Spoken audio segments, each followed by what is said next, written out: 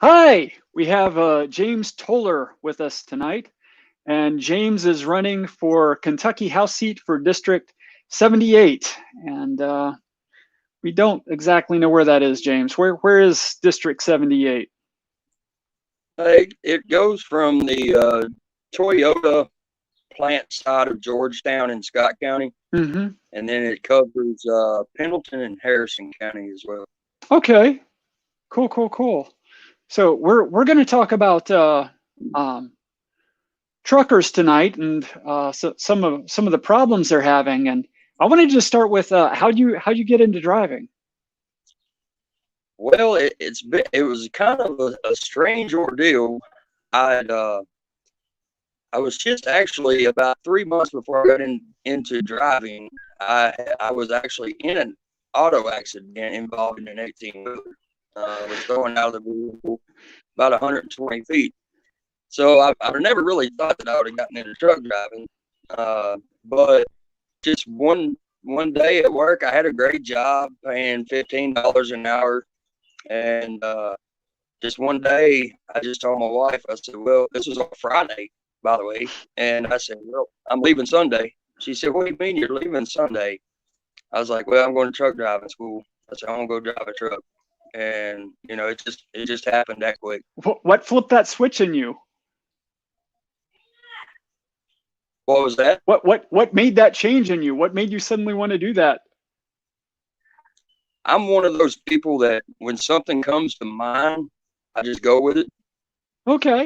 because I don't want to get later on in life and say, well, what if I would have done that? So if it comes to mind, I'm going to do it. You know, it's a what you just described is the path of least regret, and in some ways, that's how Amazon was built. I read a 1990s interview with Jeff Bezos, and because he had a cushy job, he could have stayed where he was, but he decided he wanted to go do something else instead. And that might not sound like the exact same thing to people, but in some ways, it is. You see something passionate about. If you're that type person, if you don't go for it, you just regret it for the rest of your life. So kudos for figuring that out about yourself, man. But you've been telling me some not as happy news, and a lot of us have been watching it on your daily broadcast. Um, what's going on in DC for the people who are joining us here but don't normally watch you?